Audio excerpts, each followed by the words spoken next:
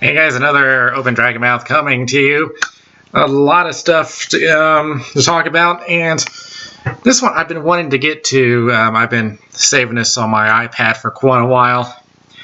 Now, of course, everybody knows what Zootopia is. Well, now Disney is facing a lawsuit involving Zootopia. The author, Gary L. Goldman, who has wrote stuff like Total Recall, Next, and Minority Report, is suing because he claims that Disney copied his work. The complaint was filed on Tuesday in a California federal court. It opens by quoting Zootopia director Byron Howard as saying, don't worry if you feel like you're copying something, because if it comes through you, it's going to filter through you. You're going to bring your own unique perspective to it. And the lawsuit alleges that they have a track record of ripping off stuff like Lion King, Toy Story, Monsters Inc., Up, Inside Out, which, how do you rip that off? But he has alleged that he had artwork himself, which they look similar. I have them up here. Now, let's take a look at some of these images here. Apparently, they're comparing Nick to a hyena, a rabbit to a squirrel. Okay, they match the sloth. A koala and a fennec fox. But you know something here? They're pretty much copying the tropes of different characters. You got the sly character. You got the huge buff character. You got the small grumpy character. So there's just I mean, those are just tropes that a lot of writers use. But here's the thing with copyright law. You're allowed to have your own work as long as you make enough changes to make a distinction that it's your own work. And so really, I don't see him winning this one. I mean, what else did it say in here? Oh yeah, he had pitched the idea twice, one in 2000, one in 2009, and they even called. They even said that they called it Zootopia. Let's see, what else was in here? So yes, it was pitched twice. They were both rejected. So, but really, I don't believe that's enough to win this lawsuit. I mean, you have to make enough distinctions to make it count as your own work. I mean, did they even release a transcript of what his own work was? I mean, I'm trying to refresh my memory here, because I did read it, and it's been a while. I've been holding this story for me to share to you. Let's see. But yeah, if you want to take a look at this story as along with the artwork, it was reported by the Hollywood Reporter. But I just don't see him winning this lawsuit. Let's see, and this one I found today. This is really stupid, but a hiker in Oregon found a frail 3-month-old baby bear on Monday night, and he performed CPR on it and saved its life. And he decided to rescue him and carried him for more than 2 miles, he drove the bear to a wildlife center, where is recovering. But then he was threatened with a fine and jail time for interfering with wildlife. I mean, really, I can see one side to this story.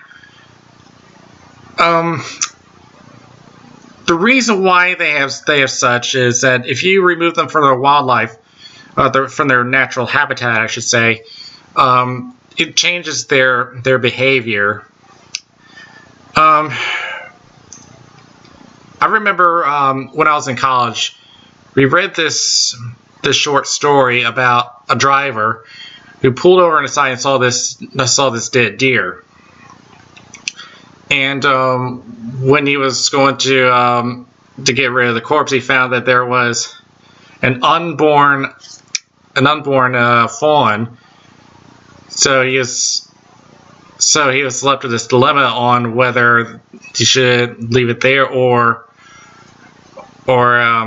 help birth it without ever having a mother.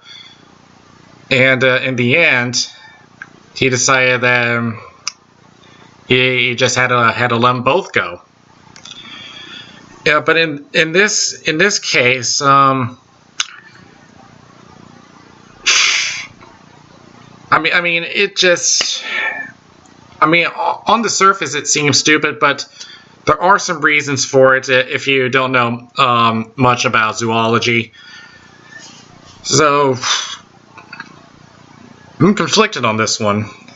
So let me know what you guys think. Yeah, he was actually threatened with how much of a fine?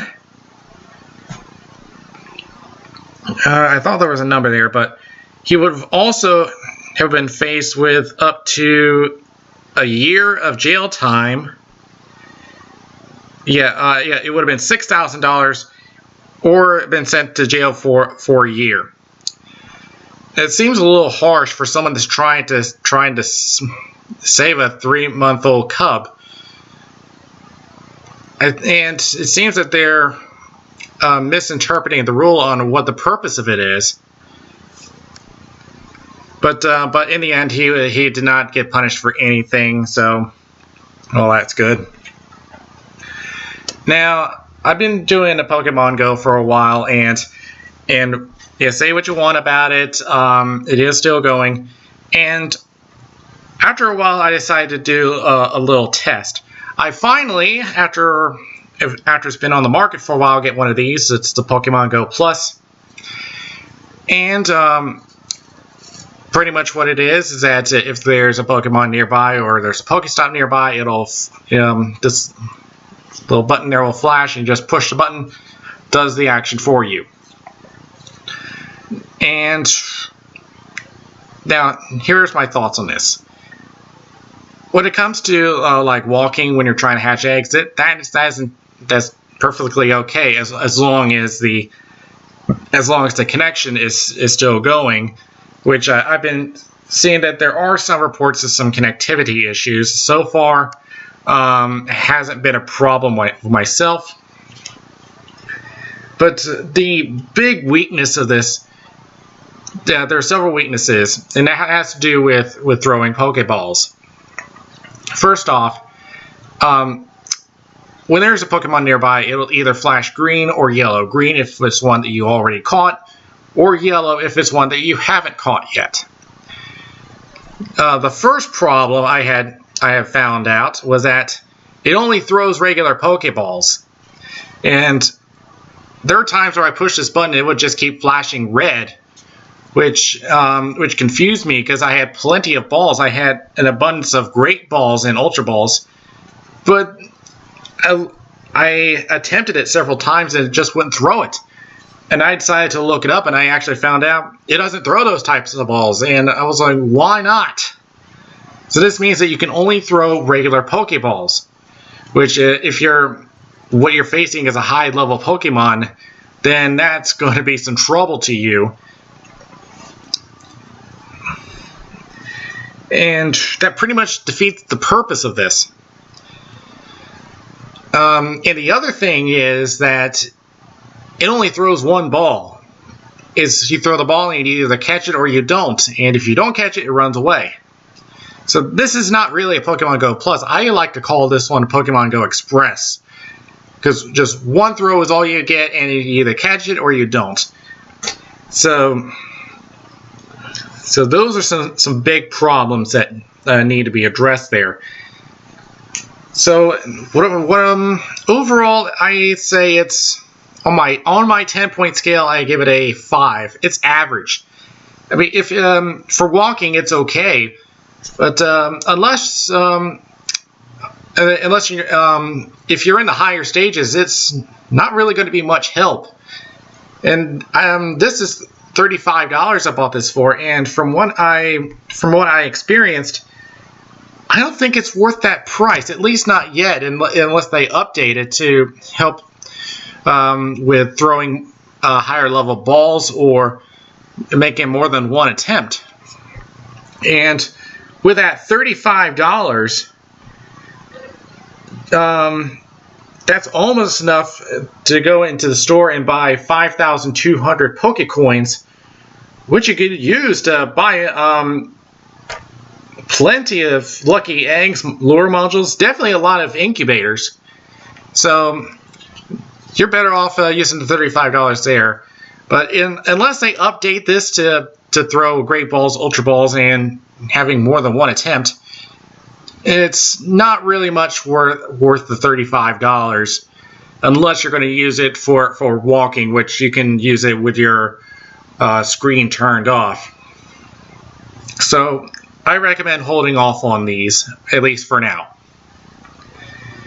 Let's see, what else did I need to get to? Let's get to... yes. There's an update on a previous story.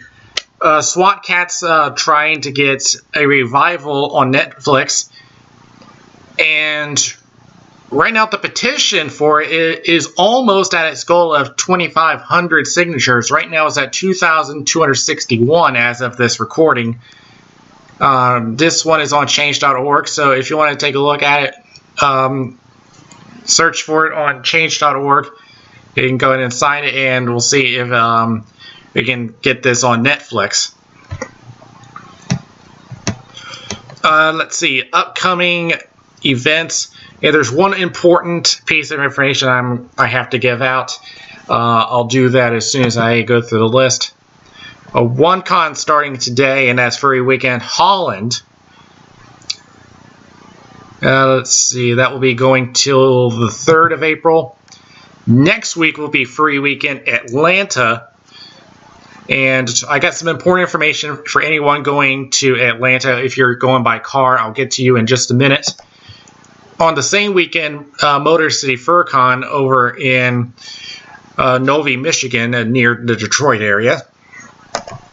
Just for the weekend, for the 14th and to the 16th over in Bristol, England, we have Wild Nights from April 27th to May 2nd over in East Oklahoma at Robbers Cave State Park.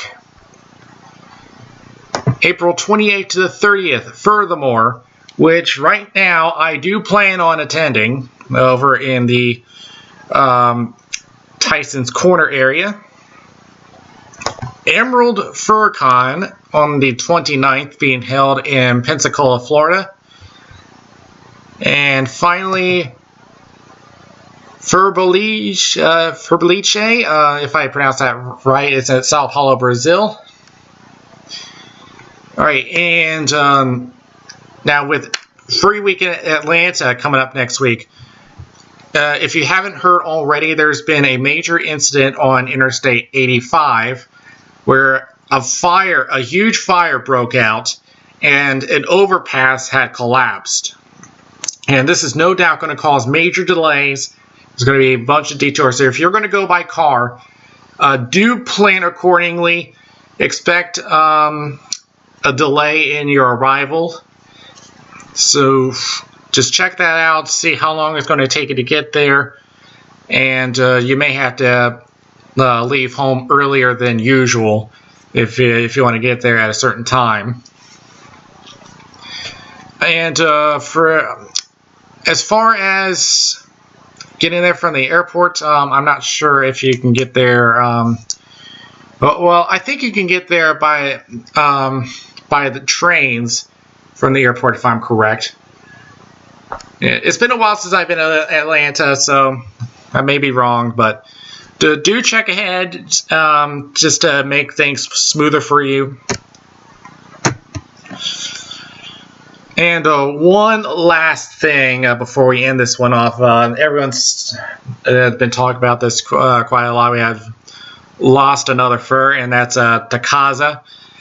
And I knew that name sounded familiar, and went around looking for stuff, and I actually found out that I actually seen this guy, and last time I seen him was Midwest Fur Fest. If you go back to my videos and look at the Whose Line Is It Anyway panel, you'll see him there. But he died not too long ago, back on the 26th, and he passed away of a massive heart attack at 2:02 p.m. And the coroner report later indicated that he had suffered a bilateral pulmonary embolism, which led to his heart attack. So our thoughts with his friends and family, and yeah, I'm sure it's tough for a lot of people for this. So, I can't really say much else. But that'll do it for this video. This Dragon's Mouth is now closing.